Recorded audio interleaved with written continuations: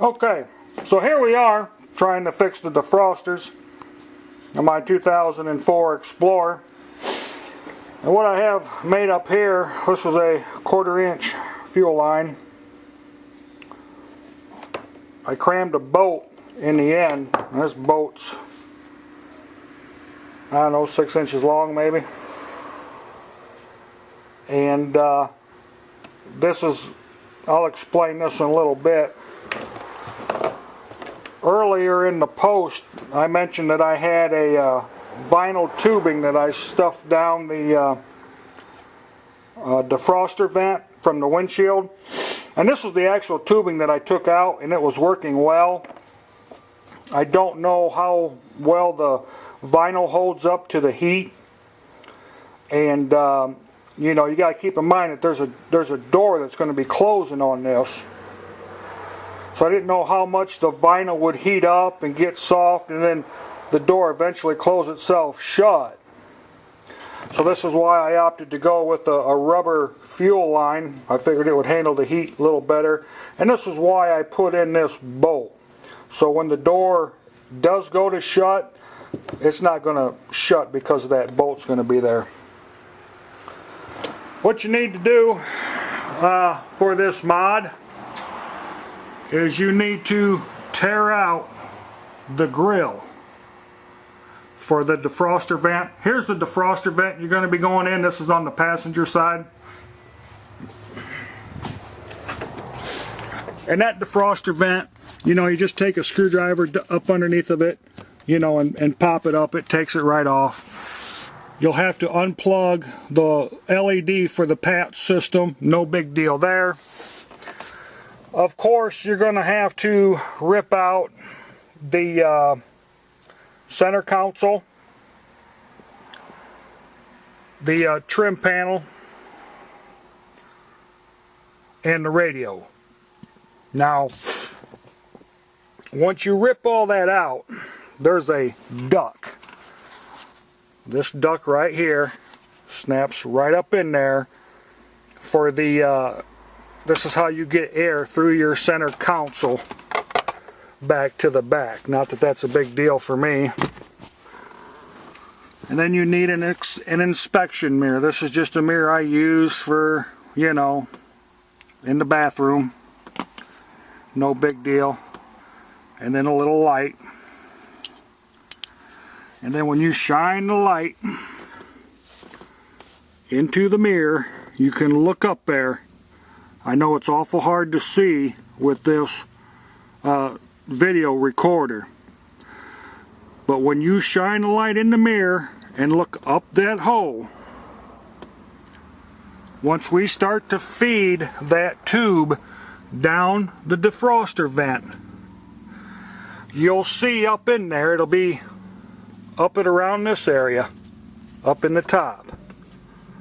So you can just picture how far up it is. You'll see a door flap open.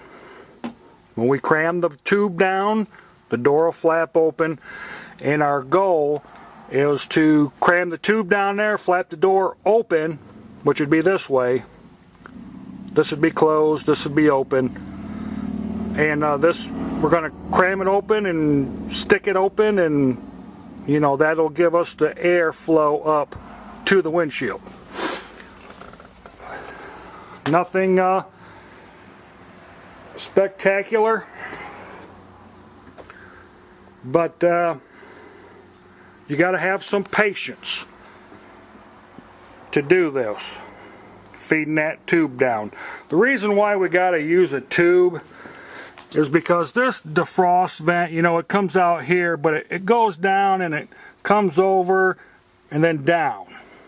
So we need something flexible to get through that bend so we can get to where the door's at.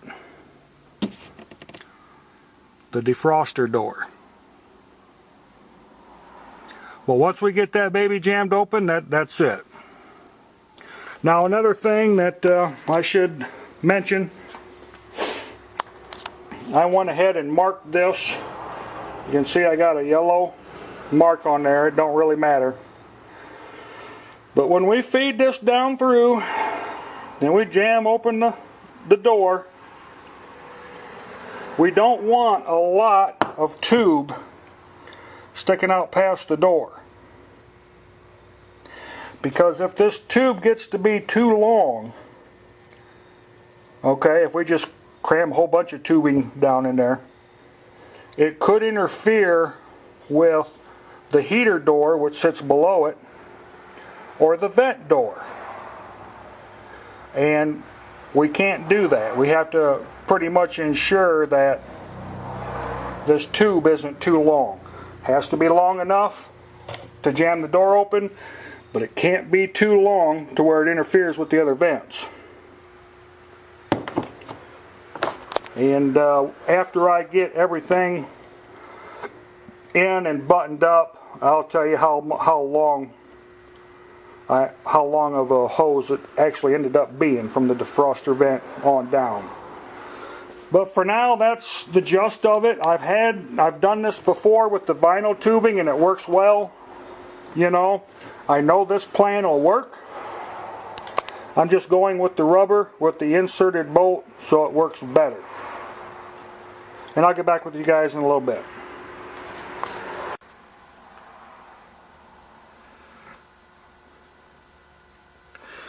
Okay, so here we are. And this is like my fourth attempt at refishing the vinyl tubing down the vent. And we was successful this time. You know, here's the vinyl tubing that I got going down the passenger side defroster vent. I just put this rubber tubing on here to give me more length so I've got room to handle it. Because this tubing was in there previously, the vinyl tubing was in there previously, and it was pretty much cut to length.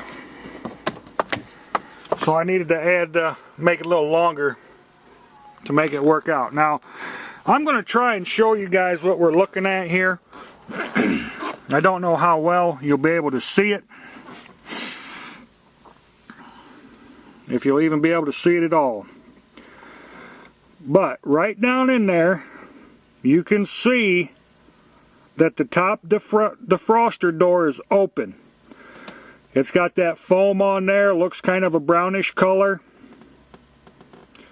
And you can see where our bolt, just ahead of the bolt, is poked through the door, jamming the door open. And that's what we need it to do. Now if you pull that tubing out, you can't see that door, and that's what makes it tough. You got to have patience. Just keep jamming it down in there until it finally pokes through.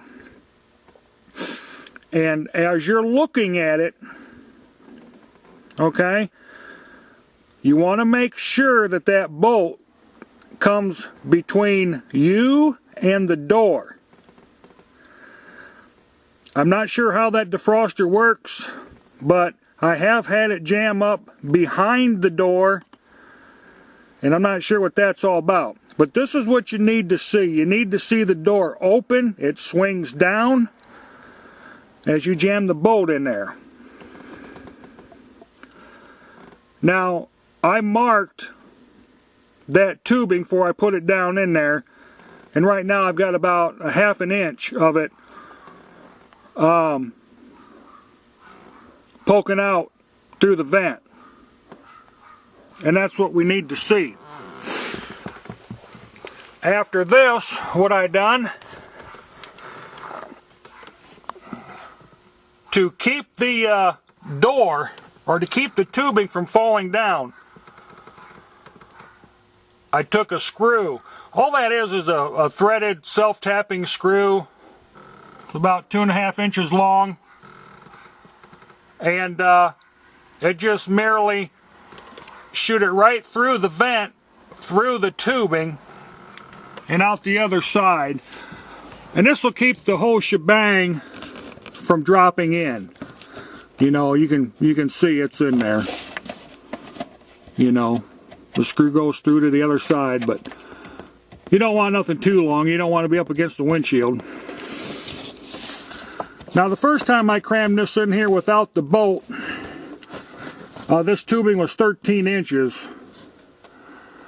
Now it's not quite as long. I'm guessing it's about 12 inches now from the top of the defroster vent down to where it's at. I contribute that to the weight of the bolt. You know, I think the weight of the bolt has, you know, the tubing wants to naturally form in a curve. I think the weight of the bolt is making the tubing more straight. So when you guys go to start fishing that stuff down in there, you've got about 12 inches that you're going to have to go before you start pecking that door open. Then after all this, all I do, you know, like I did last time, I'll just take a razor knife and slice this, you know, slice it so all this isn't sticking up through the grill. That tubing is marked 7/16 OD, and then with the bolt that we got jammed in there, it come out to 516 thousandths in diameter, a little over half an inch. I did go ahead and glue the bolt into the tubing, you know, so there's no real big fear of the bolt dropping out of the tubing. This here is just another, I'll give you guys another look at what it looks like going in through the vent. That's the top side of the passenger defroster vent. I kept everything closer to the end there, you know, so it would not have the tubing as long. Well, that's it for now. Now it's just a matter of putting everything back together, checking to make sure it works. One thing I would suggest, I've done this before so I know it's going to work out, you know, on mine.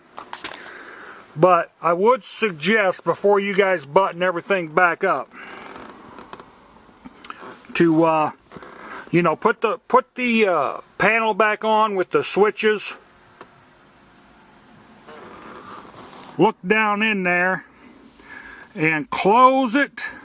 You know, turn it off to the left side of the off side of the switch, and you'll see that door close.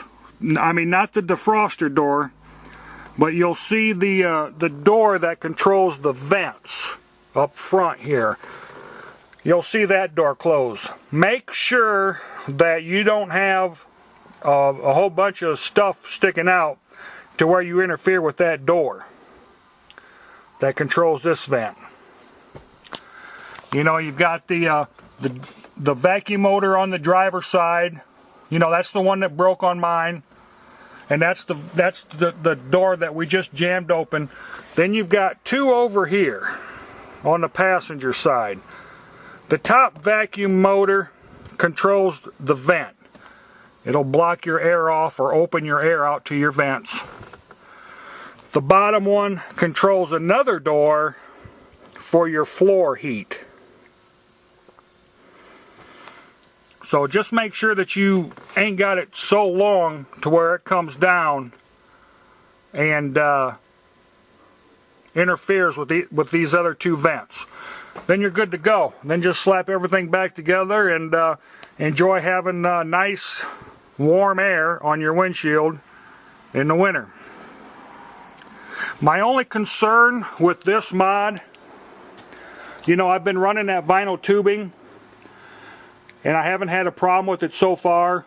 My only concern is I don't know how much vinyl tubing shrinks or grows depending on the heat. That was one of my concerns. That's why I wanted to go with the rubber.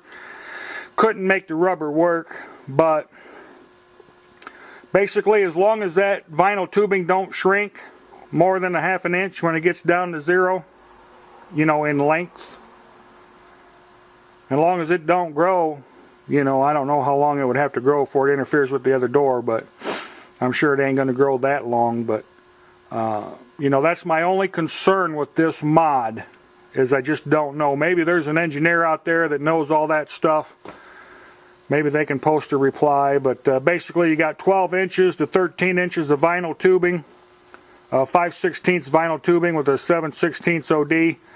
I just like to know how much that shrinks and grows, you know, per temperature. But that would be my only concern. And the only other thing you guys need to know is when you do this mod, you can still control the air going to the vents. Okay? And you can still control the air going to the floor. But you'll never be able to shut off the air completely going to the windshield. There always will be some residual air going through to the windshield. To me, that's not a problem, you know. I don't mind the air conditioning running up on the windshield, and I don't mind, you know, I need the heat in the wintertime. You know, we all have to have the defrosters working in the winter, so that's that. We'll see you guys later. Post any comments, good or bad. You know, I've got tough skin, so, you know, this is just a cheap fix for me. And it keeps me from having to pull the whole dash out and putting a new door in and you know, costing me $400, you know, just in parts, so. Well, that's it. We'll see you guys later. And goodbye.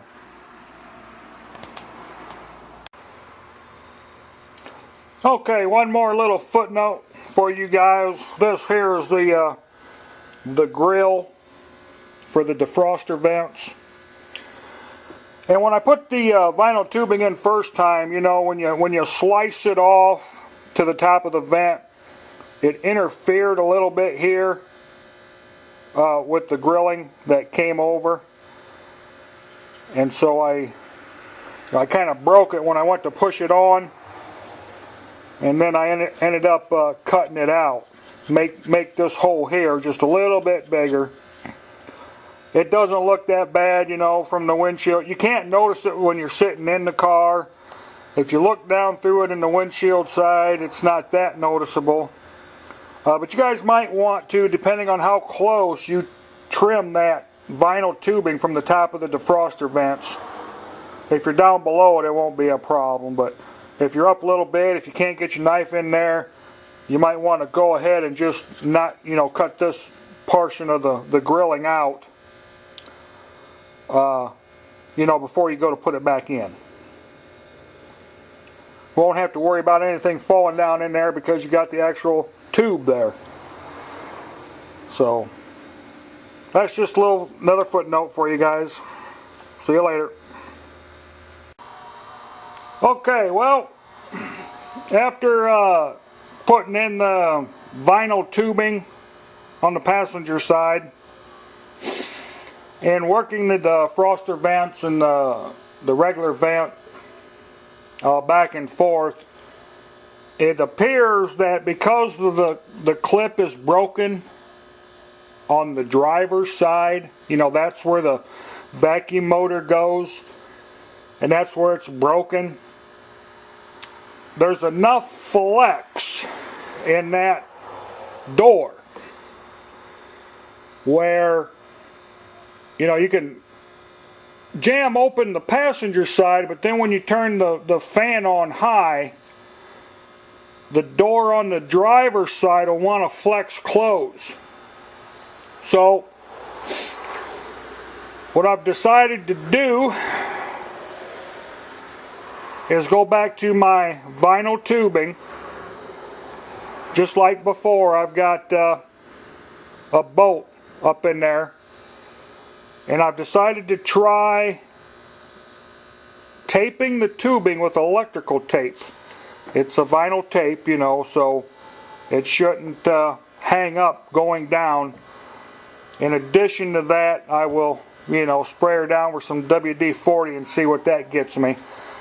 But I'm basically going to do the same thing on the driver's side that I did on the passenger side. Now, this tubing's a lot smaller than what I used on the driver's side, but all I did was wad up the tape. You know, just keep going around it till I got it, you know, where I wanted it. I want a little heavier on this side. 609 thousandths. I'm not sure if that's even going to fit through there. It might not, but I'm going to give it a try. And we'll see what we get.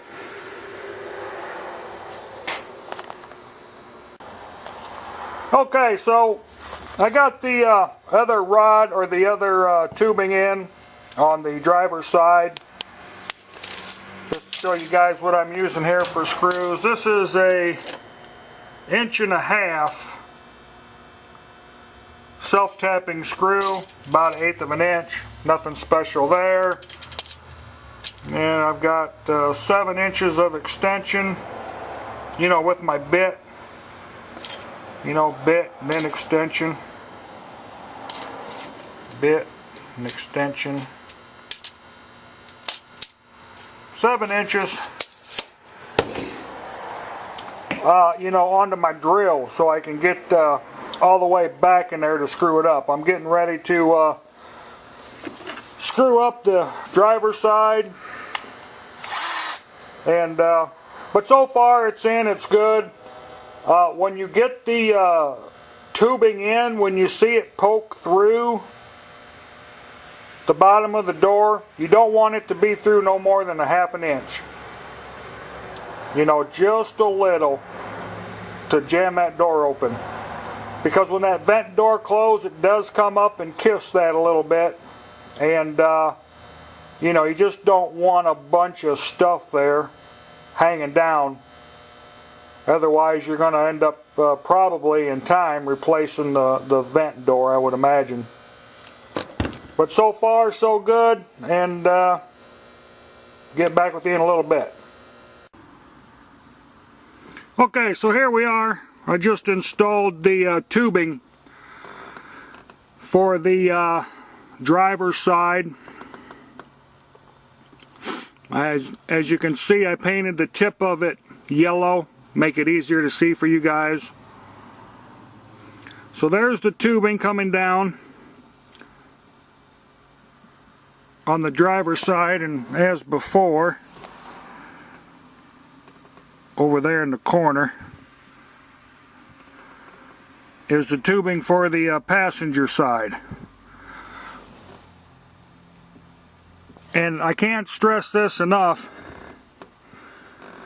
when you're looking down through there and you're looking at the ductwork, you do not want that bolt or the edge of that tubing to stick out more than 1/2 inch. 1/4 inch is plenty. You're just trying to jam that door open. And up here I'll show you how I screwed this one in. If you can see it.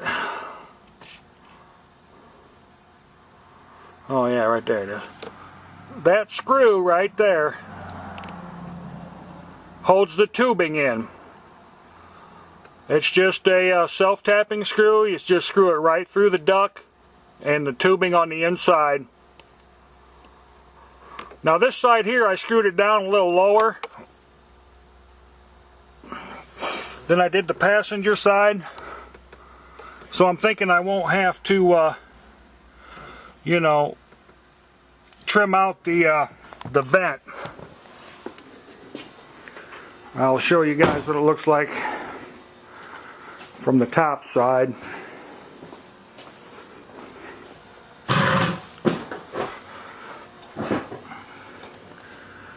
Now here's the driver's side air duct, defrosting duct.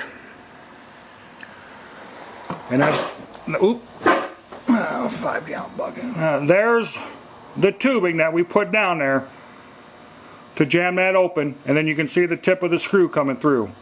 It goes all the way through the tubing. Same way on the passenger side.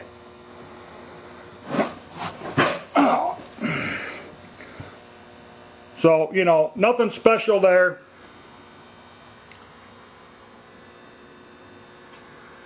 And then it's just a matter of putting everything back together. We'll see you guys later. Okay, so here we are. Just got everything buttoned back up. And just wanted to make a quick video, show you guys how she all works. Now there we go. As you can see, we're on defrost and on high. Give her the old paper towel. Yes.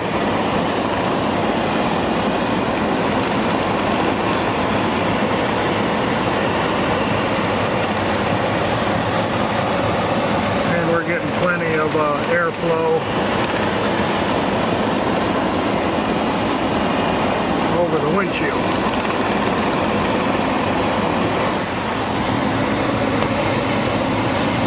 Put her down on vent.